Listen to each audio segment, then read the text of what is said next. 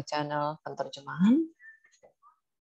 Di bawah layar, Anda bisa melihat ada bahasa yang bisa diikuti. Pastikan Anda berada di channel yang benar.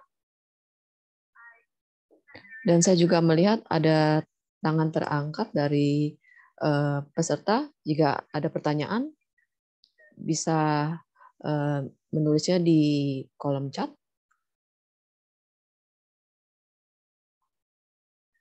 Di kolom chat untuk tanya jawab di bawah ada bahasa Perancis, Portugis, Spanyol, bahasa Indonesia, Arab, Khmer, Swahili, dan juga Thai. Kita juga ada bahasa Tamil. Kita ada slide yang bisa dilihat di mana Anda bisa memilih bahasa yang sesuai. Saya akan mengulang Inggris, Spanyol, Portugis, Perancis, bahasa Indonesia, Khmer, Swahili, Thai, Tamil. Selamat datang semuanya yang sudah bergabung dengan kami hari ini. Kita akan merayakan mengenai Hari Global, Hari Sedunia mengenai kepedulian, mengenai kapan manusia, komunitas manusia memulai dipercaya pada saat pertama sivilisasi para manusia, bukan teknologi atau perkotaan atau perluasan ekonomi atau pengembangan, tapi tindakan kepedulian terhadap komunitas.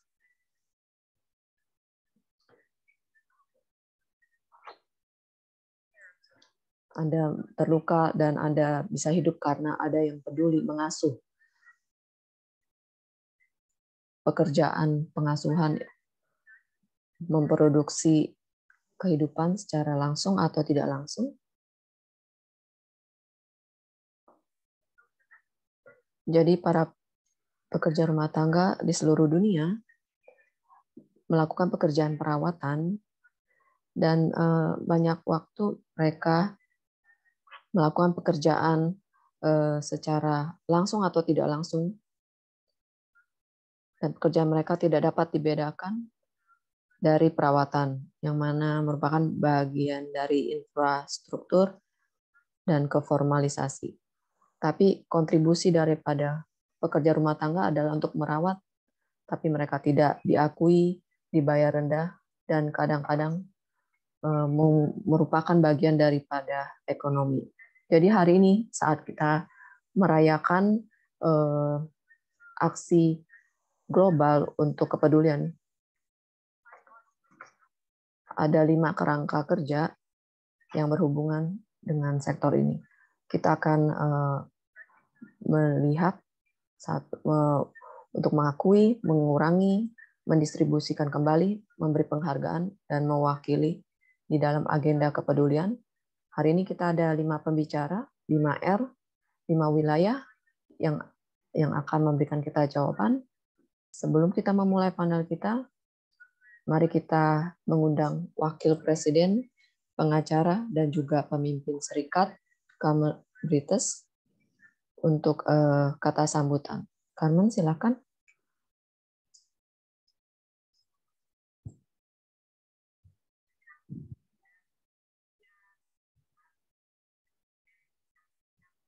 Selamat pagi, malam, siang, Rola dan semuanya. Sangat senang melihat Anda sekalian. Walaupun hari Minggu, di mana hari untuk beristirahat, saya ingin berterima kasih untuk semuanya atas nama federasi kami dan juga Presiden kami Myrtle yang tidak bisa berada di sini sekarang, tapi beliau ada di dalam hati kita. Dia sedang menjalani penyakitnya dan kami berharap beliau bisa sembuh segera.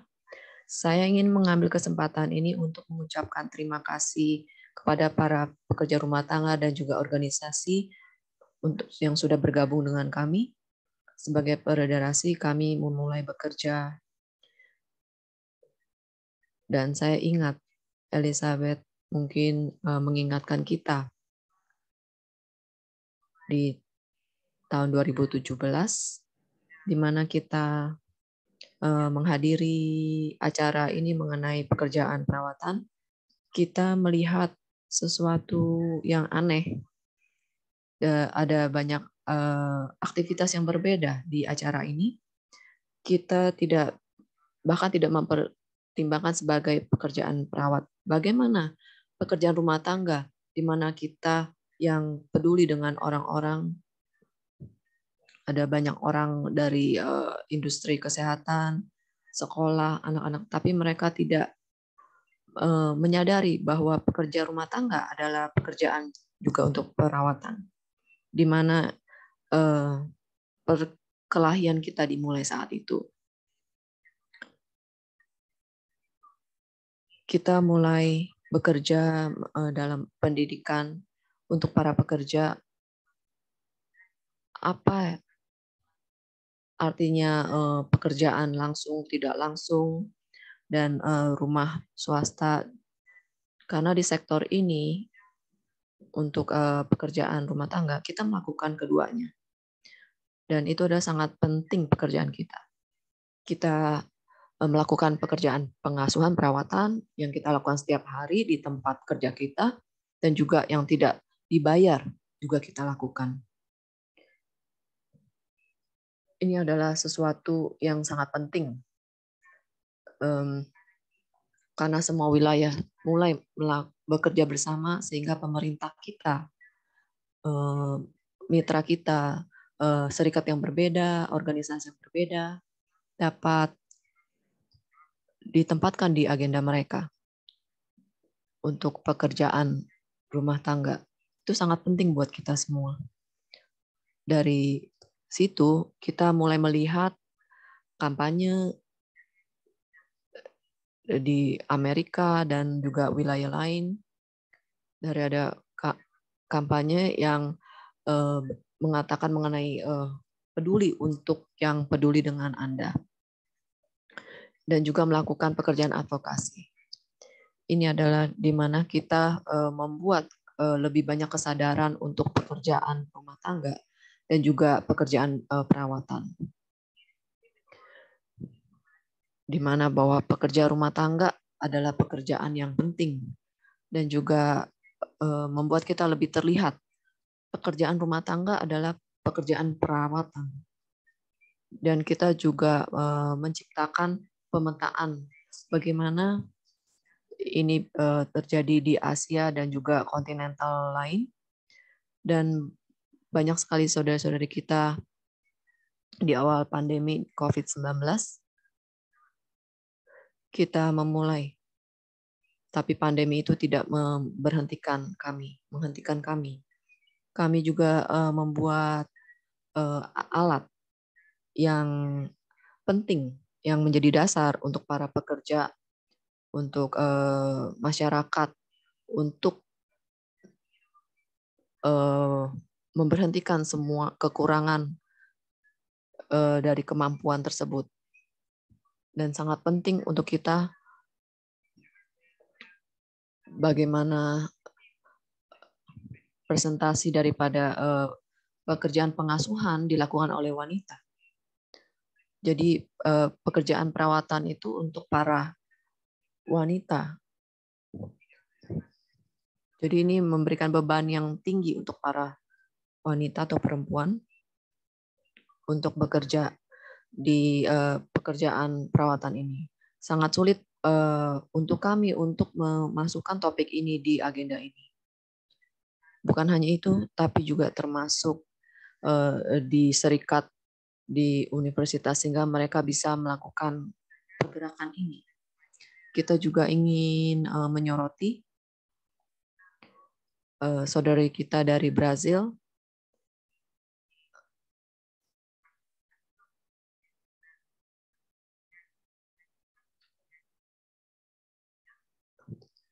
Itu adalah partisipasi yang sangat baik sekali untuk pekerjaan perawatan.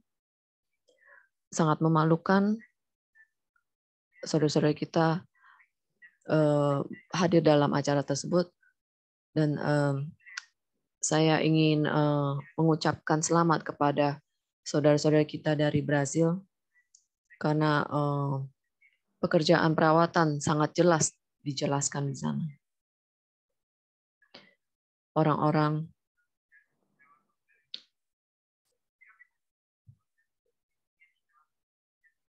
jadi sangat penting untuk membedakan yang dibayar dan tidak dibayar untuk pekerjaan rumah tangga.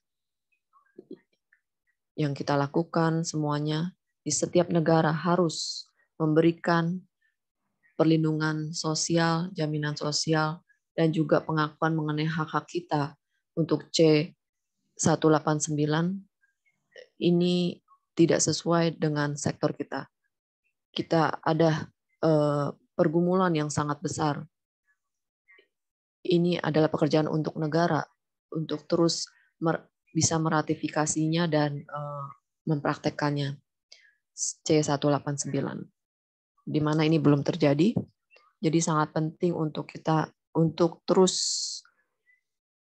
meletakkan pekerjaan rumah tangga di agenda ini dan merubah mentalitas ini.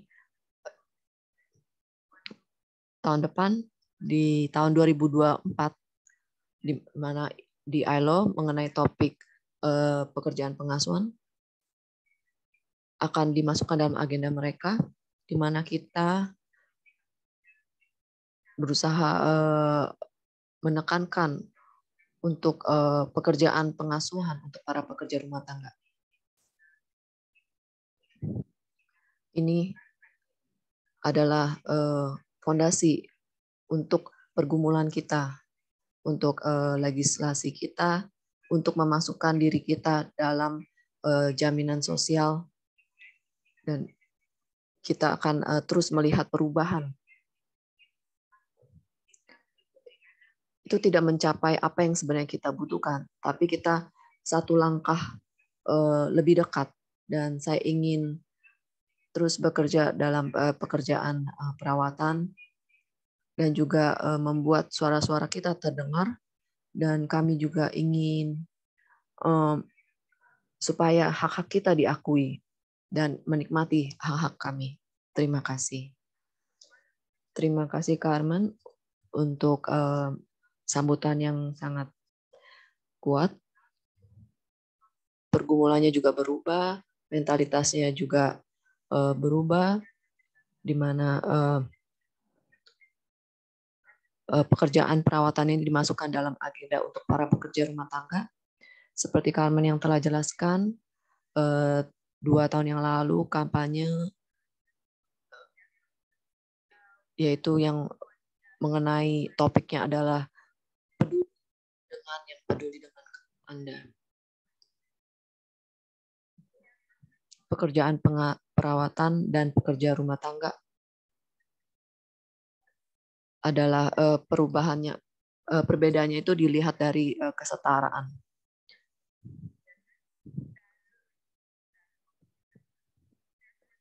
Jadi yang akan kita bahas pertama adalah untuk mengakui para pekerja rumah tangga menjadi bagian dari agenda. Dan saya ingin menyambut Maria Kotal yang adalah presiden daripada Federasi Serikat PRT Chili. Beliau adalah perempuan, ibu, anak, cucu, dan juga pemimpin sosial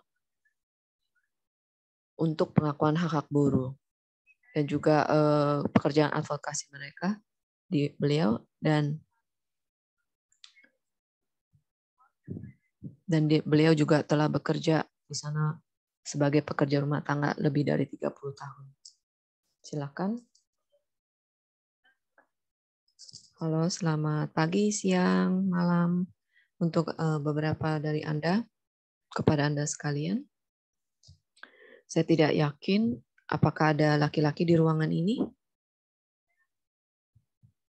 hari ini. Saya diundang untuk berbagi dengan Anda bagaimana kita bisa mengatur negara untuk mengakui kami sebagai pekerja dan sebagai pendistribusi untuk ekonomi nasional. Kita memulai proses ini dengan insting kami di tahun 2008 karena lelah didiskriminasi dan tidak dimasukkan dari undang-undang sebagai PRT. Kami tidak memiliki gaji minimum dan juga tidak memiliki sertifikasi pelatihan. Dan kita memulai menjadi puas dari insting kami. Perjalanan yang sangat panjang. Kita mengetuk banyak pintu dan akhirnya 2011 dilindungi oleh Menteri Perempuan yang dikenal dengan nama Prodemos.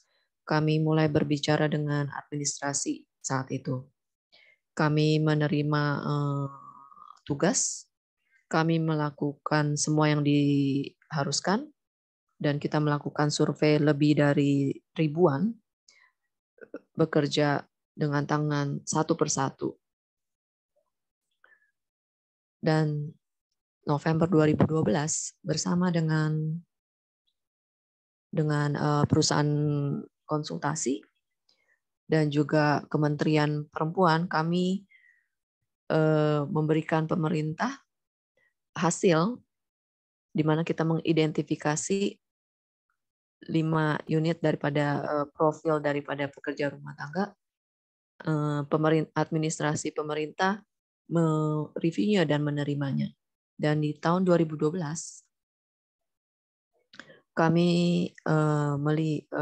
melihat jalan di mana kita sudah mengatur supaya negara mengakuinya dan mengakui kami sebagai pekerja. Dan kita harus bertanding. Jadi beberapa tahun kemudian kami mendapat sumber dan sangat sayang sekali selalu ada halangan di jalan tersebut. Selain itu, kami keras kepala dan kami memiliki tujuan yang sangat jelas. Dan setelah pandemi, kita bisa melakukan program ini. Dan sekarang tahun 2022, 81 dari mereka dapat menghadapi rintangan.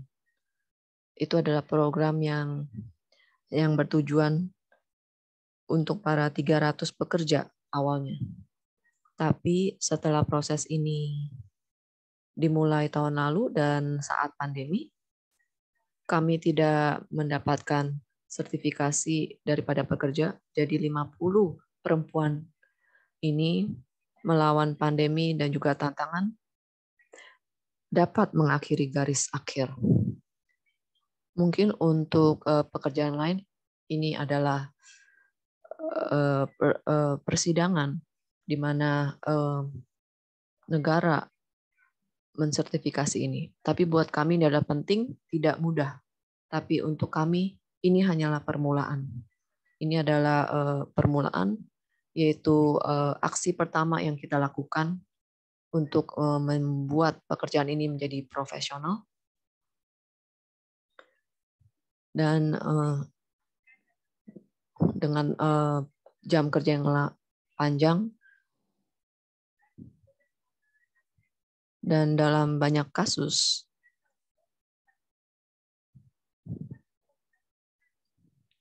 para majikan memberikan tanggung jawab perawatan dan juga perlindungan kepada anak walaupun mereka ada di rumah. Khususnya pada saat kita bekerja dalam rumah tangga ini, kita menjadi budak. Dan saya ingin menyelesaikan sistem eksploitasi ini. Ini adalah langkah pertama, permulaan, dan kami sangat senang. Untuk sektor lain mungkin bukan apa-apa, tapi untuk kami adalah masa depan yang baru untuk kami. Kementerian Perempuan saat itu memiliki peran yang penting. Banyak pertemuan dan juga maaf untuk suara saya karena saya ada sedikit flu. Jadi fondasi ini mempromosikan perempuan di mana kami mendapatkan dukungan untuk mendukung perempuan lain yang merasakan kami. Mereka sangat antusias dan juga memiliki empati untuk kami. Dan hasilnya mungkin membantu saudara-saudara kita dari negara lain dengan situasi yang sama dengan kami. Dan mereka tidak memiliki lisensi sebagai pekerja rumah tangga. Kami memiliki dokumen, itu tidak mencakup semuanya, tapi mencakup langkah demi langkah. Bagaimana sistem mengambil bagian daripada peraturan ini yang kemudian memimpin kita masuk dalam undang-undang yang mengatur sertifikasi daripada tugas-tugas kita. Jadi kita dapat menjadi bagian.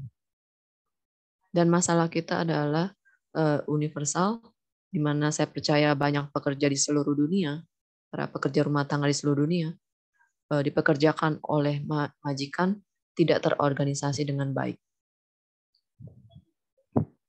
Dan di Chile kita ingin pekerja kita untuk disertifikasi dan merupakan bagian daripada perusahaan di mana mereka bisa mendapatkan manfaat. Majikan kita hanya memiliki satu karyawan. Jadi kita harus mengubah sistem itu supaya kita bisa mengakses manfaat tersebut. Dan untuk sejujurnya kami tidak tahu aturan, cerita, atau dinamik daripada pekerja di negara lain. Tapi dari pengalaman kami, mungkin sangat berguna, bisa berguna untuk kalian. Anda bisa mengambil ide mengenai pelatihan, sistem pelatihan dan sertifikasi, dan mungkin bisa mengubah sistem di negara Anda. Kami akan sangat senang untuk berbagi ini, untuk mendukung Anda sekalian semua. Dan membagi pencapaian di Asia, Afrika, atau bagian lain daripada kontinen. Kekuatan kembali, datang dan pergi kembali. Di mana kita bisa melangkah maju bersama. Dan untuk membuat martabat kita lebih bernilai, saudara-saudara kita, ini adalah ringkasan daripada apa yang kita lakukan. Ini adalah perjuangan 14 tahun di dalam hidup kami yang membuat kami di mana saat ini kami sangat emosional, mungkin tidak mewah, tapi sangat emosional. Kita melakukan perayaan, kita bisa melakukan sertifikasi.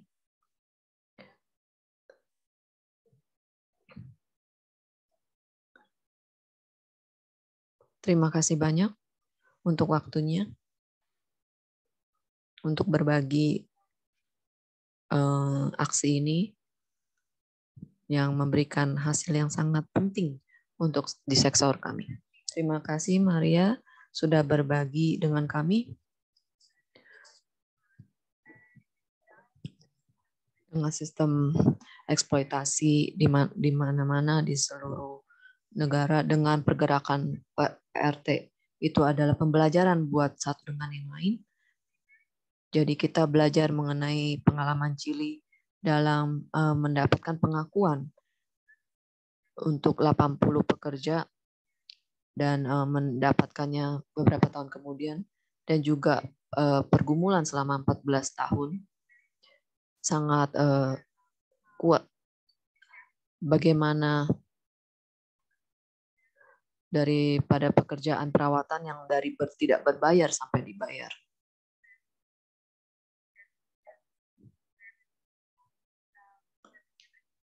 Untuk pembicara berikutnya adalah bagian dari pertanyaan yang akan disampaikan Maureen. Pembicara lain adalah pekerja rumah tangga dari Kenya. Dia telah bermigrasi ke Qatar di tahun Maret 2019 dan bekerja sebagai pekerja rumah tangga dan juga pengasuh. Dan 2020 bekerja bergabung dengan organisasi pekerja rumah tangga Kenya. Maureen akan membicarakan mengenai mendistribusikan kembali bagaimana pekerjaan perawatan didistribusikan, bagaimana kita mendefinisikan dalam agenda kepedulian ini. Silakan Maureen. Salam untuk semua saudara-saudariku. Nama saya Maureen Imbogo dan adalah suatu kehormatan bisa berada bersama-sama dengan kalian semua hari ini. Mari mulai dengan sedikit latar belakang mengenai fasilitas perawatan kesehatan negara untuk orang-orang dengan disabilitas atau kebutuhan khusus. Negara ini memiliki semua fasilitas canggih yang dimiliki negara dan organisasi nirlaba. Dari rehabilitasi, terapi, pendidikan, layanan psikologis terbuka untuk warga negara dan ekspatriat. Akan tetapi, pasien saya tidak pernah meminta bantuan dari institusi tersebut. Itu adalah keputusan orang tuanya, karena saya pernah bertanya kepada mereka, mengapa mereka memaksa saya untuk melakukan pekerjaan pengasuhan, tetapi saya datang sebagai PRT. Tetapi jawabannya adalah, rumah kami, aturan kami. Kami membawa kamu ke sini untuk melakukan apa yang kami minta lakukan. Kondisi anak laki-laki tersebut tidak pernah dijelaskan kepada saya. Orang tuanya hanya mengatakan dia lahir dalam keadaan seperti itu. Pekerjaan pengasuhan ini tidak diberitahukan kepada saya sebelum dipindahkan ke keluarga ini. Karena putus asa dan takut, karena tidak ada tempat untuk meminta bantuan saat itu, saya tidak ada pilihan lain selain menerima dan melakukan dua pekerjaan tanpa upah tambahan. Pekerjaan perawatan sering diberikan kepada PRT perempuan. Ini yang terjadi dengan saya, terutama karena dampak ekonomi terhadap keluarga. Upah daripada pengasuh berlisensi ada 2 kali atau 3 kali lipat dari upah PRT, dan mereka tidak memberikan upah tambahan. Singkat cerita, mereka menyimpan banyak uang, dan ini membuat kafalah lebih banyak lagi. Berinvestasi pada intimidasi, membayar sedikit terhadap PRT. Pengaturan perawatan kesehatan di rumah berdasarkan opini saya tergantung pada kondisi medis pasien dan kapasitas keuangan keluarga. Hari saya dimulai dengan memeriksa pasien saya yang berumur 20 tahun saat itu,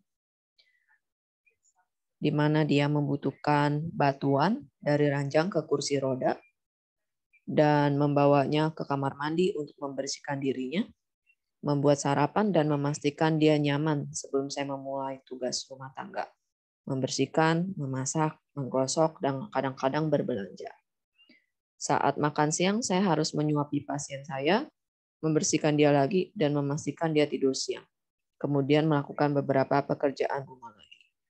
Di siang hari, memandikan dia dan membawanya ke tempat mainnya. PlayStation atau nonton acara TV, yang mana adalah yang diinginkannya. Malam hari, memberikan dia makan malam, mempersiapkan untuk tidur. Dia tidak ada pengaturan untuk obat dan terapi. Rutinitas ini berubah jika dia sakit. Orang tuanya tidak terlibat sama sekali dalam mengurus setiap hari, kecuali harus dibawa ke rumah sakit. Dan saat itu mereka tidak membutuhkan bantuan saya. Izinkan saya memandu kalian melalui akses perawatan medis untuk PRT. Di tahun pertama saya bekerja, saya tidak memiliki kartu kesehatan.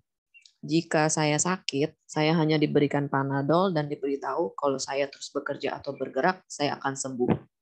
Jika menjadi buruk, saya harus pergi ke rumah sakit yang jaraknya sekitar 300 meter, bayar dengan uang sendiri, dan meminta penggantiannya. Hanya di tahun kedua, yang mana akhirnya saya mendapat kartu kesehatan. Saya menganggap diri saya beruntung memiliki kartu kesehatan di tahun kedua. Ada banyak PRTK-nya tidak memiliki kartu kesehatan, 2 dari 10. Dan bahkan jika mereka memiliki kartu kesehatan, beberapa dari mereka tidak diizinkan keluar rumah dan meminta bantuan medis, kecuali mereka memanggil ambulan dalam situasi yang mengancam jiwa, terutama selama pandemi. Saya memiliki anak laki-laki berusia 15 tahun yang ada di asrama dan memiliki asuransi medis swasta. Jika dia sakit saat di sekolah, sipir akan membawanya ke rumah sakit swasta, dan saat di rumah, saudara laki-laki saya merawatnya. Asuransi kesehatan mahal di negara saya, dan tidak banyak orang dapat mampu memilikinya. Tetapi pemerintah Kenya memiliki skema asuransi yang telah dikembangkan yang bernama NHIF, Dana Asuransi Rumah Sakit Nasional. Saya seorang ibu dan saya tahu bahwa saya berbicara mewakili jutaan PRT migran yang adalah ibu. Adalah menyayat hati ketika kita mengasuh anak orang lain dan kita tidak dapat merawat anak sendiri. Tetapi saya harus tetap objektif dan kuat untuk dapat mendukung keluarga dan diri sendiri. Terima kasih sudah mendengarkan dan membuat saya mengambil bagian dalam pembicaraan ini. Solidaritas untuk semua. Terima kasih, Maureen, dan solidaritas untuk Anda juga. Anda telah menunjukkan bagaimana pemerintah mengganti pekerja untuk perawat pengasuh kesehatan diubahkan kepada para pekerja rumah tangga.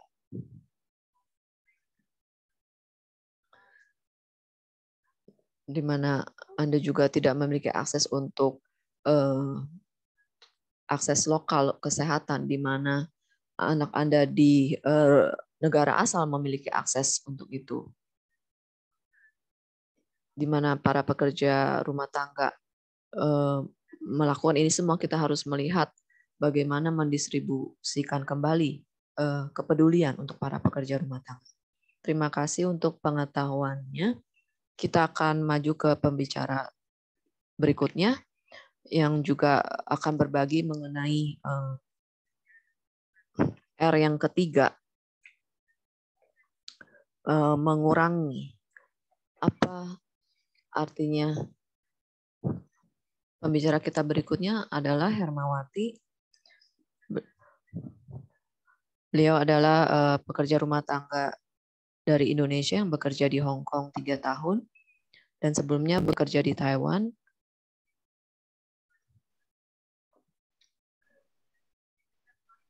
Dan juga beliau adalah wakil ketua dari Serikat Pekerja Rumah Tangga Bersatu yang berafiliasi dengan FATWU, Federasi Serikat Pekerja Rumah Tangga Asia Hong Kong. Hermawati akan membicarakan mengenai jam kerja yang panjang, apa yang harus dilakukan. Silakan. Oke. Selamat malam semuanya. Bisa. Oh. Oke, selamat malam semuanya. Semoga selalu dalam lindungan Tuhan Yang Maha Esa. Nama saya Hermawati. Saya bekerja di Hong Kong sudah 3 tahun. Saya berasal dari Indonesia. Oke, saya akan mengangkat masalah jam kerja yang sangat panjang yang terjadi di negara Hong Kong. Karena di negara Hong Kong jam kerjanya itu lebih dari 16 jam. Mulai kerja dari jam 6 pagi sampai dengan jam 12 malam, bahkan lebih sampai jam 3 dini hari. Dan itu pun harus bangun lagi jam 6 pagi, bisa dibayangkan hanya berapa jam saja mereka istirahat.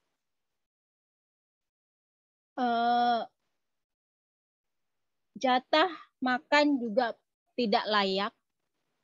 Di Hong Kong itu kebanyakan majikan tidak menyediakan jatah makan. Jangankan jatah makan, untuk sarapan, makan siang, dan makan malam pun mereka hanya mengasih kepala ikan yang sudah tidak ada dagingnya. Jangankan sayur dan lainnya, hanya kepala ikan dengan nasi yang tidak seberapa. Bahkan sering juga terjadi mereka hanya dikasih bakpao 1 biji yang besarnya tidak seberapa. Di dalam bekerja selama lebih dari 16 jam itu mereka tidak diberikan jam istirahat. Jangankan jam istirahat, untuk sekedar mengisi perut sarapan pagi dan makan siang pun mereka tidak diberikan kesempatan. Di Hong Kong ini sangat-sangat miris keadaan pekerja migrannya itu. Selain itu juga akomodasi tempat istirahat, seperti tempat tidur yang tidak disediakan oleh majikan dengan alasan rumah kecil. Terpaksa pekerja migran Indonesia itu harus tidur di dapur, bahkan di atas kompor. Hanya diberi sedikit papan untuk mereka tidur di atas kompor itu. Ada yang tidur di sofa, di depan TV, bahkan ada yang tidur di depan kamar mandi.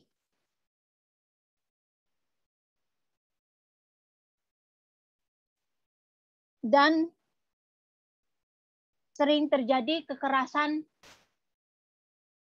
baik fisik maupun verbal.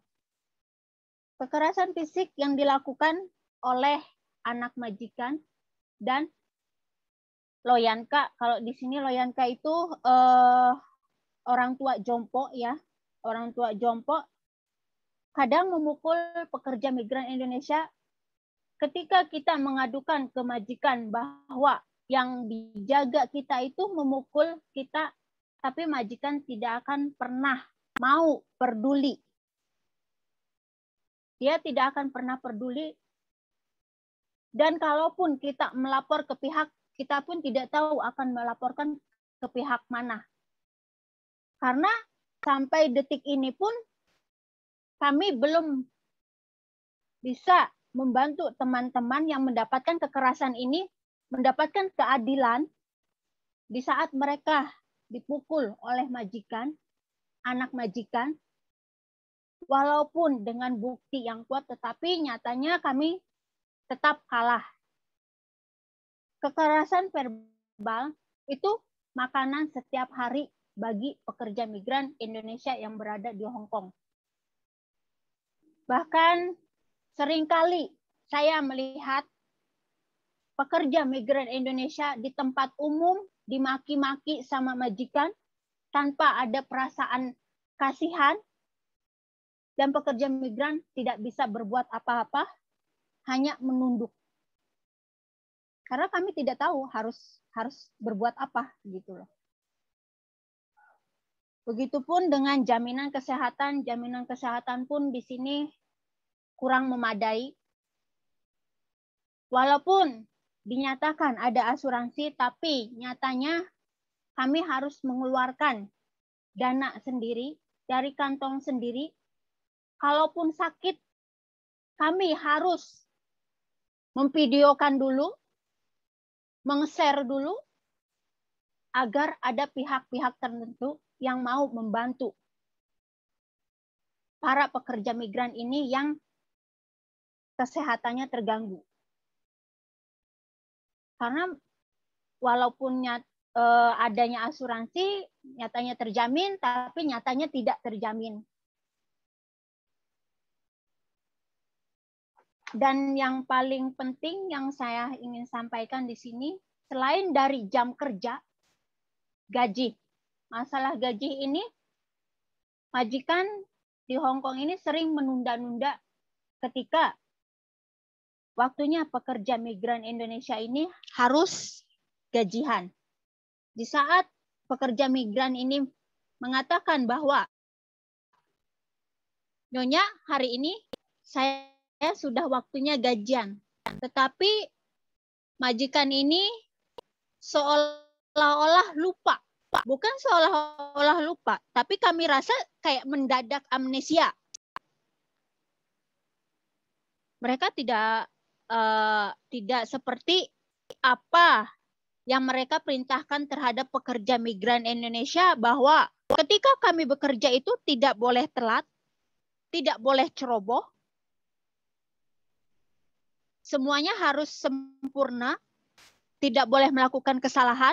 Tetapi ketika kami menuntut hak kami, mereka seolah lupa.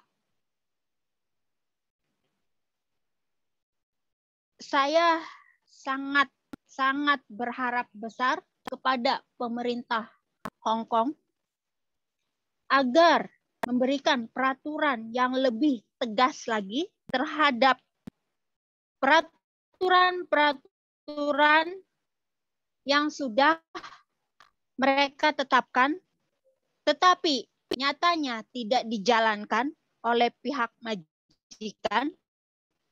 Selalu pekerja migran di Hong Kong yang selalu dirugikan oleh pihak majikan, dan seolah semua kesalahan itu dilimpahkan kepada pekerja migran. Sangat banyak sekali terjadi di negara Hong Kong ini, khususnya bagi pekerja migran. Kontrak kerja yang tidak sesuai dengan interview. Kami tidak menginginkan lebih, kami hanya menginginkan pemerintah memberikan hak-hak kami, akomodasi untuk kami istirahat, makanan yang layak, hak libur yang semestinya kami dapatkan, dan pemerintah bertindak tegas terhadap majikan yang melakukan pelanggaran. Jangan hanya bertindak tegas kepada pekerja migran saja. Sekian yang bisa saya sampaikan. Atas waktunya saya ucapkan terima kasih. Terima kasih, Hermawati. Apa bisa menyalakan kameranya, Mbak Hermawati? Oke. Jadi kami bisa melihat wajah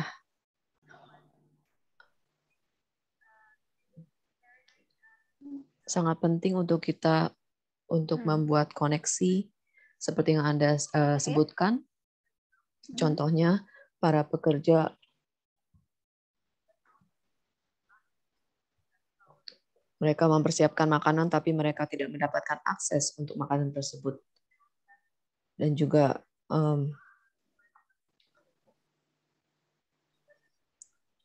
untuk para pekerja yang kurus, dia tidak mendapatkan makanan yang cukup. Dan untuk yang tidak terlalu kurus, mereka makan terlalu banyak. Jadi terima kasih untuk itu, untuk gambaran yang terjadi di Hong Kong. Dan saya berharap jam kerjanya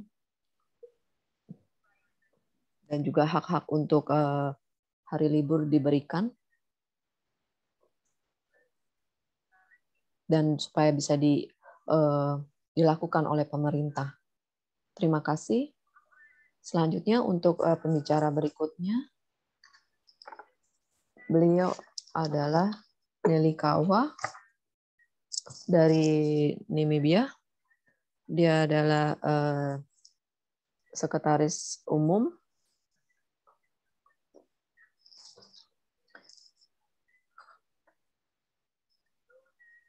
dan melakukan negosiasi dengan pemberi dana. Nelly akan membicarakan mengenai 4R, yaitu memberi penghargaan. Bagaimana kita melihat penghargaan daripada pekerja rumah tangga untuk kerangka kerja yang layak. Nelly, silakan. Terima kasih semua. Terima kasih untuk Carmen, untuk kata sambutan yang sangat baik.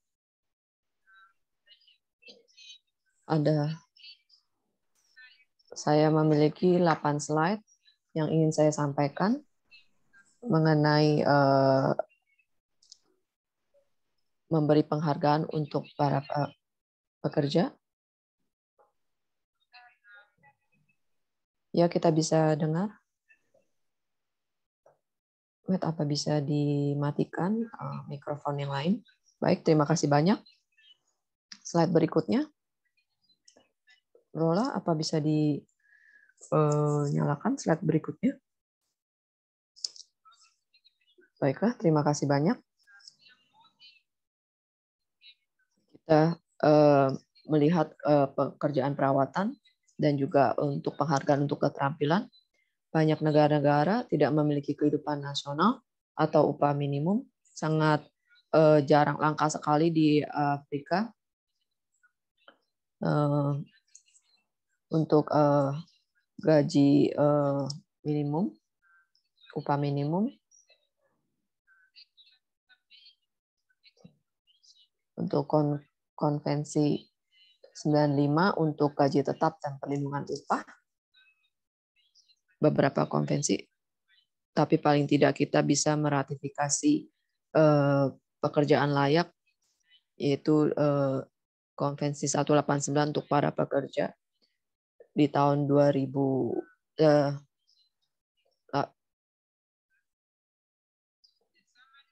Jadi ringkasan ketetapan.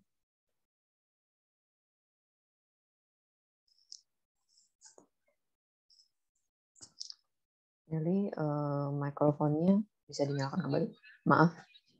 Maafkan saya. Baik, saya akan membahas mengenai upah minimum.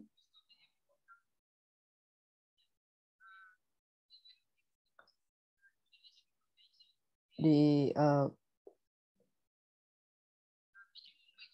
upah minimum konvensi 131, gaji tetap dan perlindungan upah konvensi 95. Namibia belum meratifikasikan semua konvensi yang disebutkan di atas, tapi kita telah meratifikasi C189,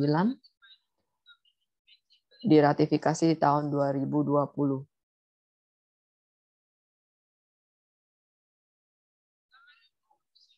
Ringkasan ketetapan di bawah konvensi ILO, upah minimum harus menutupi biaya hidup.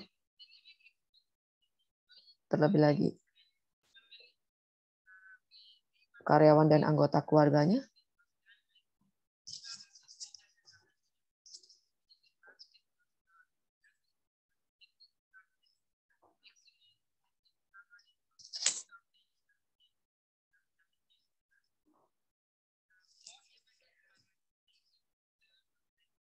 Lebih lagi itu harus terhubung secara wajar dengan tingkat umum upah yang diperoleh dan standar hidup kelompok sosial lainnya.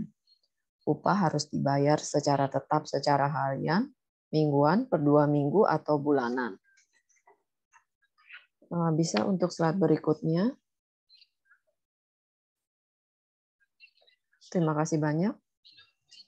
Upah minimum diatur dalam Undang-Undang Tenaga Kerja 2007 di Namibia, di bawah Menteri Pertanggungjawaban Tenaga Kerja dan juga tanggung jawab Komisi Upah, di mana para pemberi pekerja dan pekerja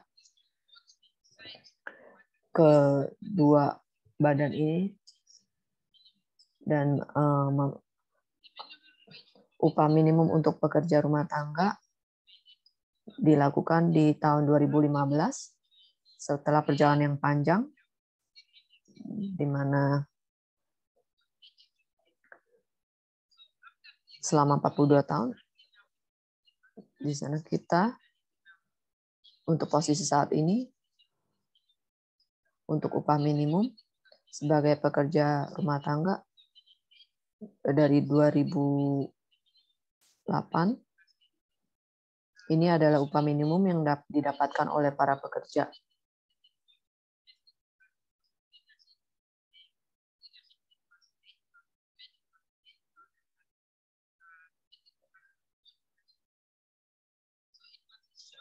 Jadi itu mengagetkan buat kami, 45% dari sekitar 46.000 pekerja rumah tangga di Namibia menghasilkan di bawah 600 per bulan. Upah minimum bulanan pertama ditetapkan sebesar 1,218. Setelah Oktober 2018, naik sebesar 1% sesuai dengan inflasi. Yaitu kita melihat biaya hidup para pekerja rumah tangga dan juga rumah tangga mereka, makanan, gas, bensin, semuanya tidak termasuk dalam upah minimum ini. Jadi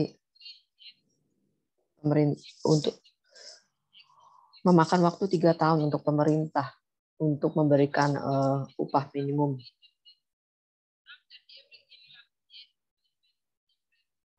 April tanggal 1, upah minimum harus dinaikkan. Yang saat ini dihadapi para pekerja rumah tangga adalah pemerintah melihat kondisi daripada pekerja rumah tangga.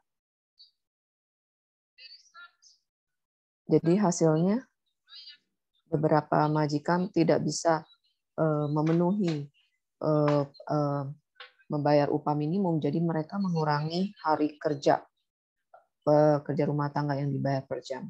Ini adalah realita upah minimum di Namibia. Slide berikutnya. Undang-Undang Tenaga Kerja tahun 2007 menetapkan jam biasa per minggu adalah 45.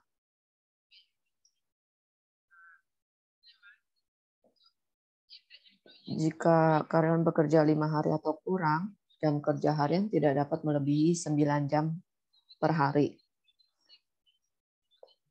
6 hari tidak lebih dari 8 hari. Pemberi pekerja tidak dapat meminta karyawan atau pekerja untuk lembur kecuali disepakati dalam perjanjian tertulis. Lembur tidak dapat melebihi 10 jam per minggu dan 3 jam per hari. Jadi tarifnya sangat jelas.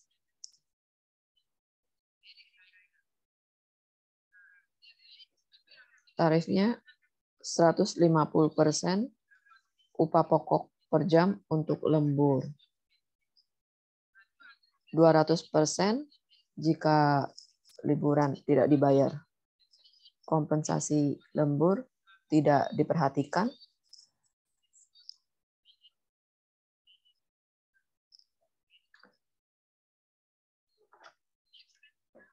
Slide berikutnya. Bagaimana melakukan banyak pekerjaan, tapi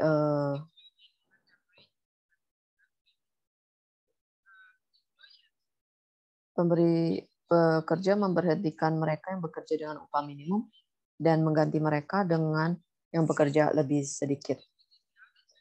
Jadi tantangannya adalah saat ini, jika melihat undang-undang, para majikan tidak ingin membayar upah minimum, jadi mereka ingin membayar di bawah upah minimum. Jadi pekerja rumah tangga yang tinggal di dalam menerima bayaran yang lebih banyak dalam bentuk barang. seperti tempat tinggal. Kondisi tempat tinggal seringkali buruk. Hari mereka dan juga mereka memperbolehkan pekerja rumah tangga untuk mendapat pengunjung. Hari mereka selalu dimulai dari jam 5 pagi dan berakhir sangat malam, di mana mereka juga harus mengurus keluarga dan juga para orang tua di rumah tersebut. Jadi untuk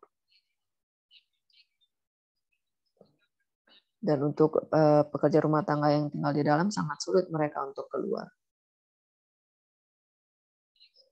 Slide berikutnya, tujuan upah minimum adalah untuk memulai proses pencapaian kerja layak untuk pekerja rumah tangga dan membuat mereka untuk akhirnya keluar dari upah kemiskinan. Upah minimum harus membuat pekerja rumah tangga untuk menikmati standar hidup yang layak.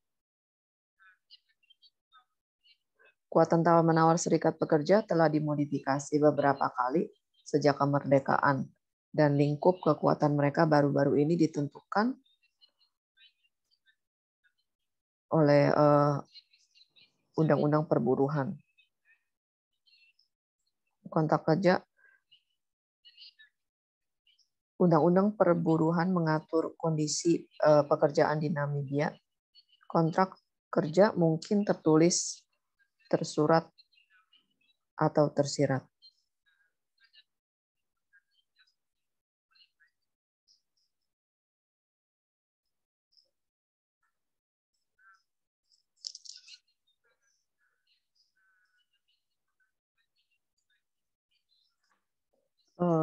Departemen Ketenagakerjaan telah membuat undang-undang yang mengatur ketenagakerjaan di sektor pekerja rumah tangga.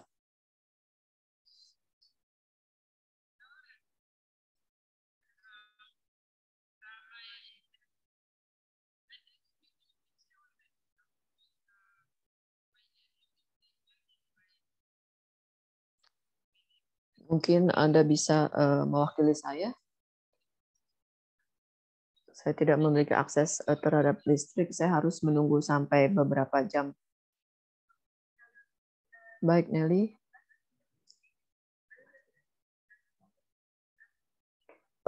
Masih ada sisa mengenai daerah perkotaan.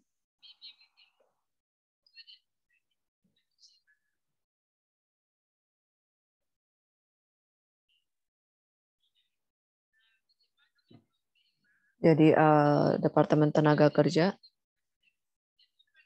mereka membuka area untuk di mana area perkotaan, di mana satu upah minimum berlaku.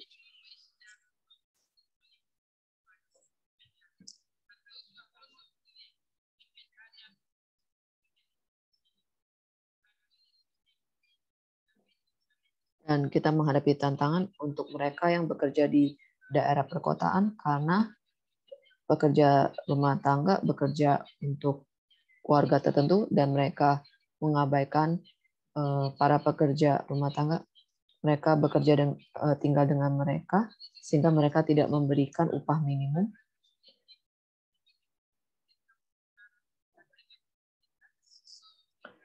Jadi kita akan memiliki kolaborasi yang baik. Kita akan melakukan kampanye dan berbicara dengan para pekerja rumah tangga.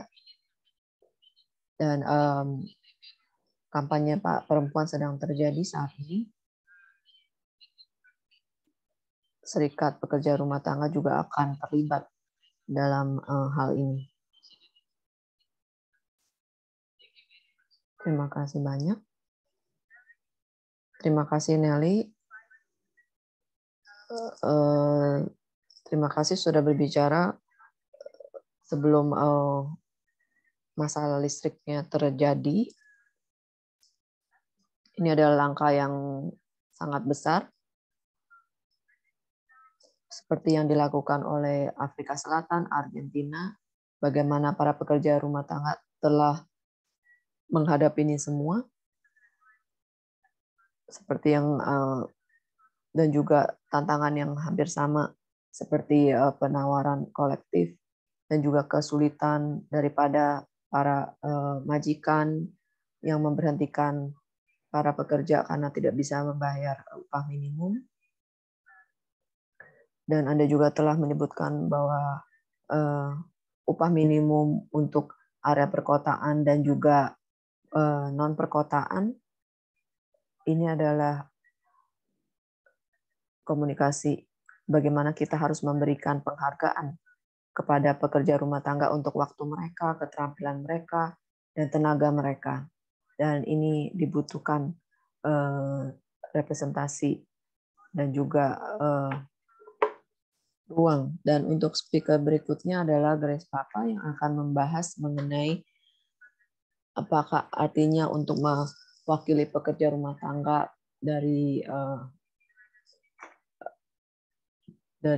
strategi perawatan Eropa untuk memasukkan para pekerja dalam agenda kepedulian. Grace Papa dan beliau juga menjabat sebagai sekretaris regional di Makanan dan Layanan ACVCSC Serikat Pekerja Belgia yang bertugas untuk pekerja rumah tangga dan juga anggota komite eksekutif dari IDWF. Selamat datang Grace, silakan. Terima kasih banyak. Lola, apa bisa dengar saya? Ya. Saya tidak akan mempresentasikan diri saya. Saya ingin mengatakan selamat siang, selamat pagi untuk semuanya. Saya sangat merasa terhormat mendengar dan berterima kasih mendengar Anda sekalian, dan juga saya memiliki tanggung jawab untuk melakukan penuntutan.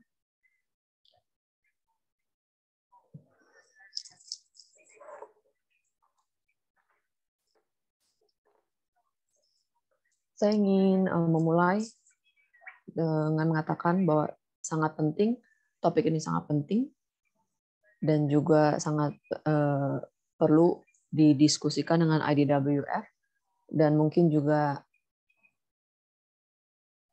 adalah topik yang sangat sulit untuk kita semua. Karena di Eropa dan juga wilayah lain, kurangnya definisi umum mengenai kepedulian, apa itu kepedulian dalam dunia pekerja domestik. Kita tentunya di konvensi ILO di beberapa negara diratifikasi, di beberapa tidak diratifikasi, dan juga ada ratifikasi tapi tidak diimplementasikan. Mungkin ada masalah politik, tapi bukan alat keuangan, karena definisinya ada kesulitan untuk memiliki definisi yang sama mengenai pekerjaan domestik rumah tangga, dan juga mengakui pekerja rumah tangga sebagai pekerjaan perawatan. Ini memiliki arti yang jelas, dan mengakui pekerja rumah tangga sebagai pekerjaan yang penting itu adalah sebuah tantangan, dan juga mengakui pekerja rumah tangga sebagai pekerjaan perawatan itu adalah juga tantangan yang lebih besar lagi. Pemerintah harus menginvestasi dan merubah bentuk secara keseluruhan, dan itu mengeluarkan banyak sekali biaya. Jadi untuk strategi Eropa, Serikat Eropa 27 negara di Eropa diorganisir oleh Komisi Eropa mengumumkan bahwa mereka akan meluncurkan strategi perawatan Eropa tahun ini di bulan September. Jadi ini bukan alat legislatif, tapi ini adalah strategi yang seharusnya memberikan panduan untuk para anggota Eropa, anggota negara-negara Eropa dalam mengorganisir atau menyediakan dan mendefinisikan ketentuan di setiap negara Eropa. Jadi setelah diluncurkan, kami sebagai serikat, kita bekerja sangat keras, bekerja bersama dengan aliansi kita untuk memastikan bahwa strategi perawatan dapat diakses secara formal dan juga perawatan yang tidak berbayar dan juga perawatan rumah untuk dipertimbangkan dalam strategi tersebut. Dan setiap penerima perawatan dapat memilih apakah mereka dapat memiliki pengasuh di rumah. Yang kedua adalah permintaan kami adalah mengakui hak-hak para pekerja rumah tangga dalam strategi perawatan, yaitu mengakui pekerja-pekerja ini dan menghargai para pekerja rumah tangga dengan mengimplementasikan dan meratifikasi Konvensi 189 dan juga 190. Yang ketiga adalah meminta kami berusaha untuk memasukkan dalam strategi adalah untuk secara konsisten untuk mengintegrasikan para pekerja rumah tangga yang berdokumen atau tidak berdokumen. Jadi seperti yang saya katakan, dengan serikat buruh, dengan mitra kita, kami berusaha untuk bekerja dengan DPR. Setidaknya mereka memiliki advokasi kami dan mereka akan memasukkan 3 poin ini dalam pertimbangan mereka sebagai strategi. Di September, kita sangat kecewa karena dokumen yang akan saya bagikan nanti, mungkin lewat email atau di kolom chat nanti, 67 halaman daripada strategi perawatan Eropa disebutkan, pekerja rumah tangga hanya disebutkan 2 kali. Jadi ini adalah signal yang sangat jelas, artinya Komisi Eropa tidak mengakui pekerja rumah tangga merupakan bagian dari pekerjaan perawatan di Eropa. Ini sangat mengerikan karena kami melihat dari seluruh dokumen, mereka tidak bisa menghindari mengenai perawatan rumah, tapi mereka tidak membahas mengenai pekerja rumah tangga. Mereka mengatakan semuanya, tapi tidak dengan pekerja rumah tangga. Ini sangat jelas. Alasannya adalah untuk kesanggupan. Komisi sangat sadar bahwa para pekerja rumah tangga adalah informal dan juga tidak berbayar, adalah sela. Jadi ini sangat sulit untuk kita semua, walaupun komisi tersebut di satu saat mereka menyebutkan mereka memakil untuk mengimplementasikan ILO 189. Ini bukan sesuatu yang dimana yang harus dilakukan oleh para negara-negara Eropa lakukan.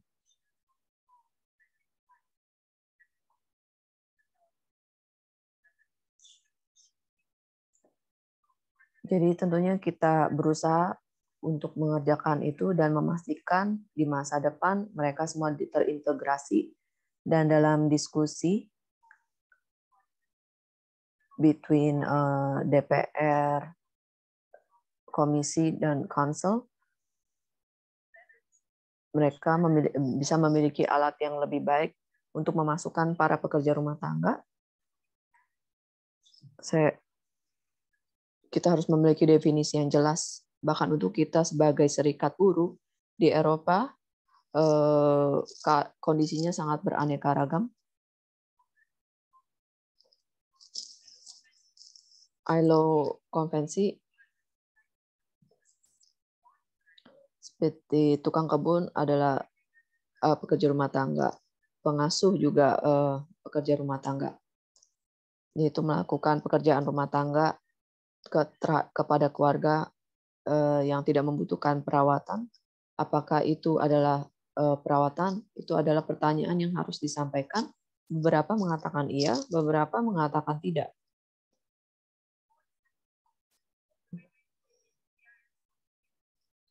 Jadi tidak ada skema yang terlihat di Eropa di mana para pekerja rumah tangga menyediakan semua layanan perawatan dan juga non perawatan. Mereka membersihkan rumah di pagi dan siang hari, mengasuh anak, dan selanjutnya orang tua. Jadi ini sangat terlalu kompleks.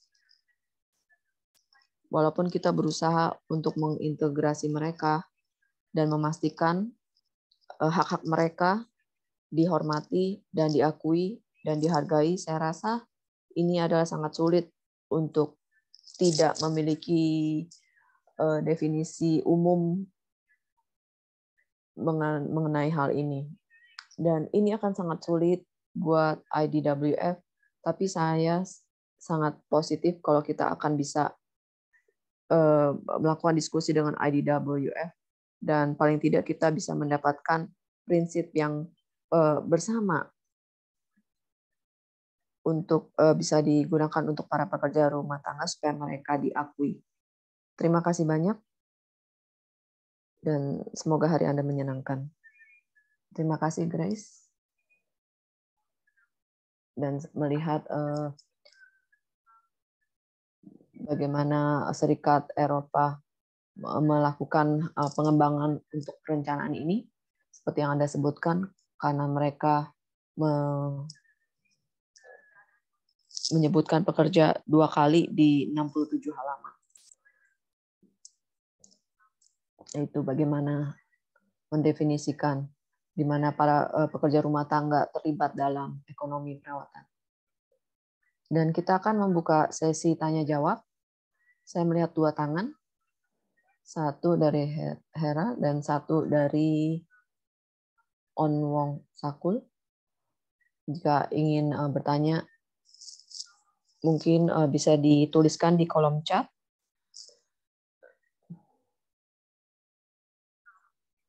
Baiklah.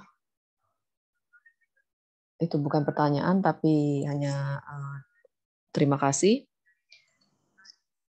Saya yakin pasti ada beberapa pertanyaan atau ide, dan juga beberapa dari Anda adalah serikat atau pekerja rumah tangga, dan mungkin memiliki jalan keluar untuk ada Carmen. Carmen, silakan.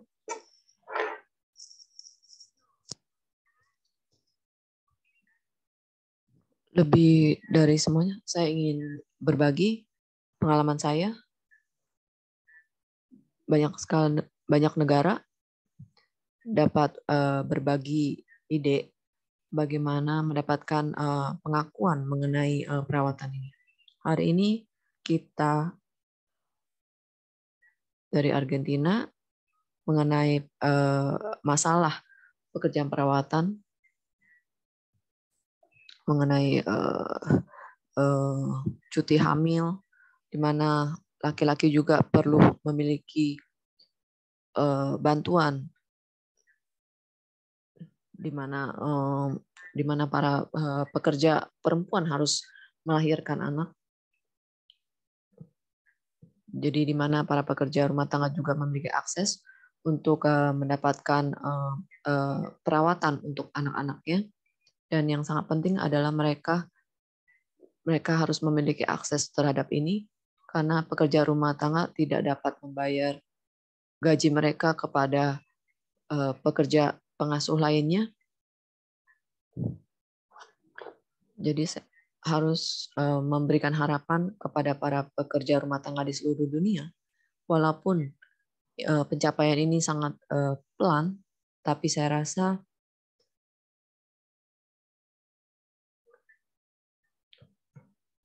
hal kecil apapun itu adalah sangat penting pada saat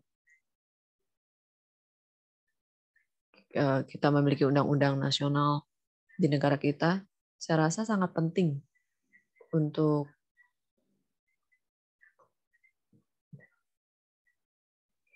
sehingga kita bisa memberikan gaji yang lebih tinggi untuk para pekerja yang disesuaikan dengan tugas-tugas mereka. Mereka melakukan semuanya, tapi tidak ada perbedaan dalam gaji mereka. Mereka membersihkan, mereka mengasuh anak-anak, mereka mengasuh orang tua. Ini adalah aktivitas yang membutuhkan kualifikasi. Jadi untuk semua undang-undang yang dipresentasikan di Argentina ada 5 kategori untuk para pekerja rumah tangga. Jadi membedakan pekerjaan mereka, tanggung jawab mereka itu sangat penting. Dan yang lebih penting adalah para pekerja memiliki 2 tugas untuk dilakukan dalam rumah tangga, dan dia seharusnya mendapatkan gaji yang lebih tinggi. Dan terutama untuk lansia, para pekerja rumah tangga harus melakukan pembersihan, menyiapkan makanan. Jadi ini sangat penting. Kita bisa melakukannya. Setiap negara memiliki waktu dan juga perkembangan pelan tapi pasti. Semua perlindungan, semua hak-hak adalah sangat penting. Ini adalah pengalaman yang kita dengar mengenai perawatan. Ini yang ingin saya tambahkan. Terima kasih Carmen. Dan juga saya ingin berbagi 3 komen yang ada di kolom tanya jawab, di chat tanya jawab. Antonia setuju dengan Grace mengenai definisi daripada pekerjaan rumah tangga, definisi yang legal untuk standar internasional, dan kita berusaha untuk menavigasi pertanyaan lain yang ada di sini. Ada dari Alexis, dukungan apa yang akan berguna untuk pergerakan ketenaga kerjaan untuk memastikan pekerja rumah tangga dapat membentuk debat dan juga solusi untuk ekonomi perawatan.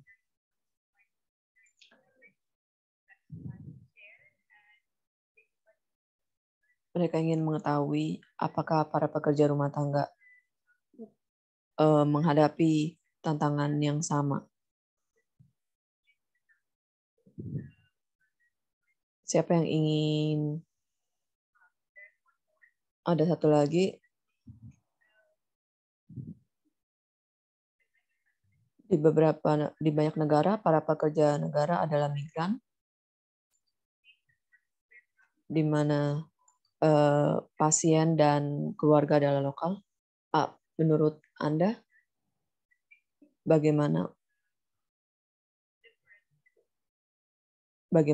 membedakan warga negara dan bukan warga negara dalam hal hubungan dinamik antara majikan?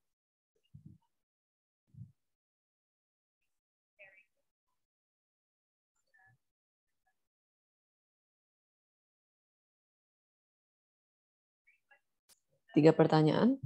Ada yang ingin meresponi?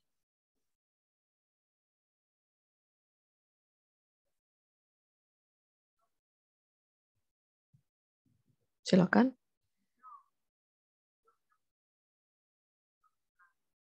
Baik. Saya percaya ada 2 topik mengenai migrasi, tergantung pada setiap negara. Tapi setiap masing-masing negara ada pekerja migran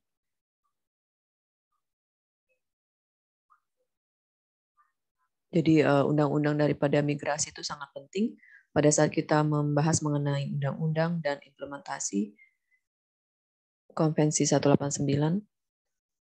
Jadi tidak ada perbedaan antara migran, pekerja migran, dan juga nasional, pekerja rumah tangga domestik, pekerja rumah tangga nasional. Karena mereka memiliki hak untuk hidup yang layak. Mereka pekerja migran meninggalkan negara mereka bukan karena mereka ingin, tapi karena mereka harus, supaya mereka tidak menderita.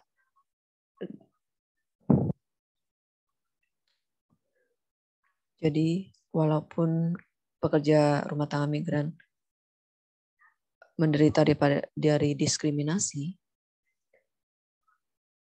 pekerja rumah tangga nasional juga menderita daripada kekerasan secara tentunya fisik dan juga kekerasan pekerjaan. Jadi walaupun mereka berbagi situasi yang berbeda secara nasional dan migran, tentunya migran menderita lebih banyak karena mereka tidak diakui karena pelecehan atau penyiksaan, kekerasan. Jadi itu adalah masalahnya. Sangat penting untuk mengkoordinasikan. Untuk pertanyaan Alexis, saya rasa kita harus bertarung untuk berkoordinasi dengan sektor lainnya, organisasi sivilisasi untuk mendukung kita dalam federasi, dan mungkin kesatuan yang kita miliki dalam federasi secara seluruh dunia dapat mendukung satu wilayah dengan wilayah lainnya. Kita telah mencapai banyak dalam federasi pada saat kita mendukung kolega kita dari negara lain untuk dapat mendapatkan ratifikasi undang-undang dan lain sebagainya.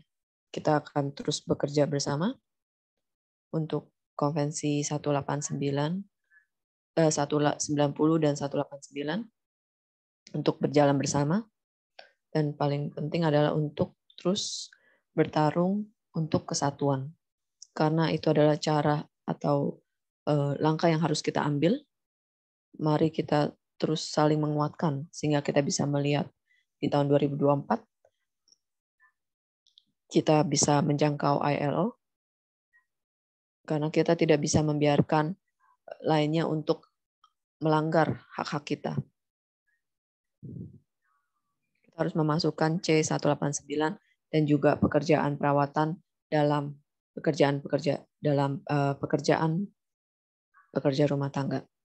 Kita akan terus bertarung dan kita akan bisa mencapai semuanya, memasukkan kita dalam ekonomi perawatan. Terima kasih Carmen.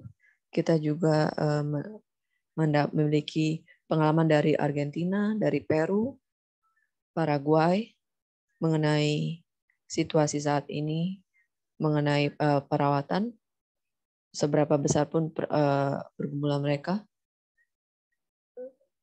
mereka harus mendapatkan kepedulian. Mungkin ini terlihat komprehensif.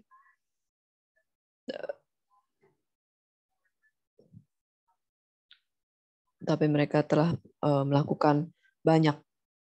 Kami ingin menanyakan kepada Anda sebelum memberikan kepada Elizabeth, bisa melakukan percakapan secara online untuk berbagi apa yang dipelajari,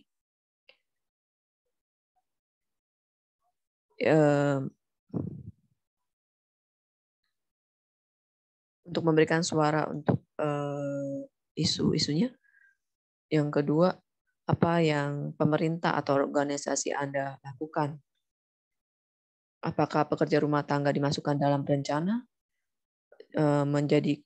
menjadi mata kami dan berbagi dengan kami pembaruan tersebut?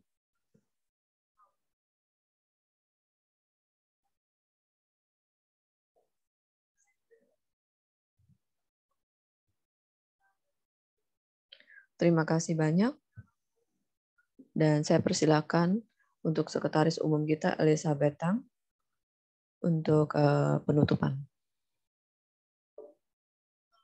Halo, terima kasih banyak. Sangat menyenangkan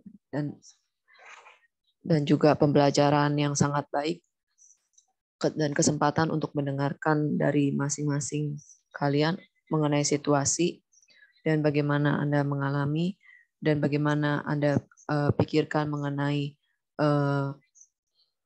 pekerja rumah tangga sebagai pekerja perawatan. Dan tidak banyak hasil yang bahagia atau baik untuk didengar, tetapi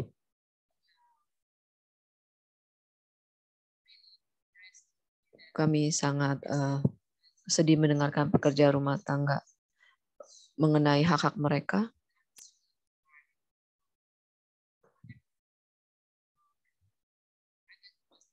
Para pekerja rumah tangga, terutama seperti yang kita telah dengar, saya setuju dengan Grace pada saat beliau membahas mengenai perwakilan. Tantangan kita adalah pemimpin daripada IDWF adalah untuk memobilisasi semua pekerja rumah tangga atau semua anggota kita untuk menciptakan definisi yang sangat jelas mengenai pekerjaan perawatan, dan pekerja rumah tangga adalah pekerjaan yang terutama dalam pekerjaan perawatan, dan juga perlindungan terhadap pekerja perawatan harus dilindungi. Jadi ada banyak sekali yang harus dilakukan, dan untuk langkah masa depan kami akan terus bekerja bersama dengan Anda untuk setiap masing-masing afiliasi di seluruh dunia, di mana IDWF dapat mendukung Anda sekalian untuk ikut campur dalam masalah kebijakan pemerintah untuk membangun. Jika pemerintah tidak ingin melakukannya, tidak ada banyak yang bisa kita lakukan. Jadi pertama kita harus menggerakkan pemerintah. Dan juga meminta serikat pekerja kita untuk mendorong mereka, karena kita butuh perlindungan perawatan dan juga perlindungan pelayanan, dan juga banyak sekali di masyarakat membutuhkan kebijakan perlindungan. Jadi kita harus menggerakkan pemerintah kita untuk melakukan ini. Yang kedua, pada saat pemerintah melakukan ini, membuat kebijakan dan mengimplementasikan kebijakan, pekerja rumah tangga harus diakui. Ini adalah yang harus kita lakukan. Sebelumnya di awal kita membicarakan mengenai kita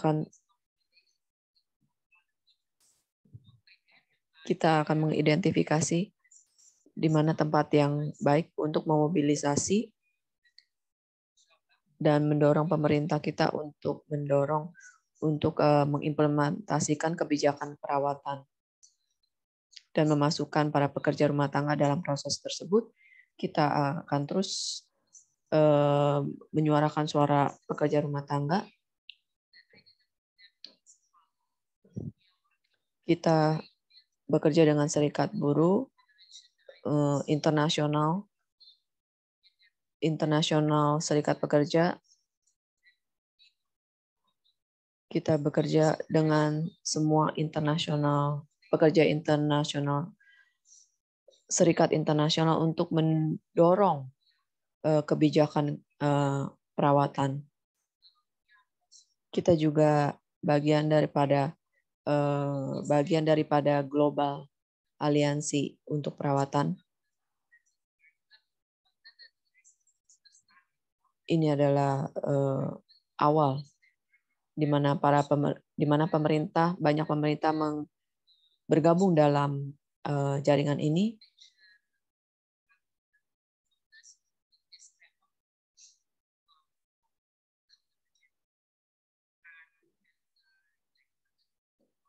Kami membicarakan mengenai ILO. ILO juga memiliki agenda untuk ekonomi perawatan.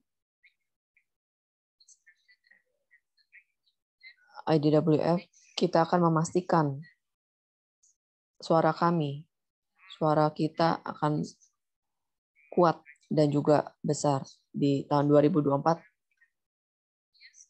Masih ada 2 tahun untuk membangun kekuatan kita, dan IDWF akan memimpin dan mendukung Anda sekalian, dan juga afiliasi di seluruh tempat. Dan saya juga ingin mengambil kesempatan ini, saat ini kita kesempatan ini untuk memperkenalkan situs web IDWF yang baru. Ini adalah situs web yang sangat cantik, semoga Anda menyukainya. Ini lebih baik karena lebih mudah digunakan. Kita memberikan ruang sehingga kita bisa mendapatkan informasi, dapat membaca cerita, berbagi cerita, bukan saja pada saat kita melakukan pertemuan di webinar ini, tapi juga melalui situs web. Ini baru, jadi jika Anda memiliki komentar, beritahu kepada kami. Kita akan terus mengembangkannya.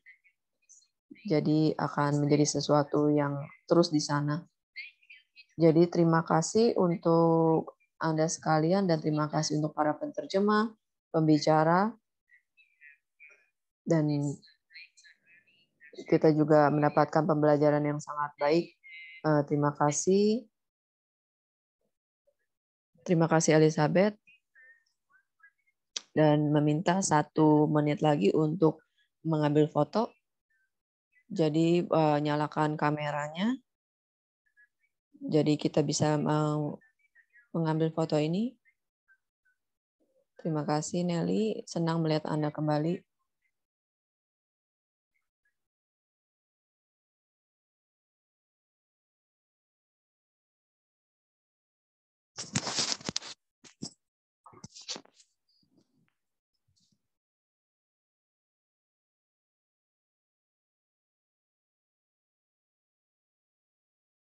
Terima kasih. Bye.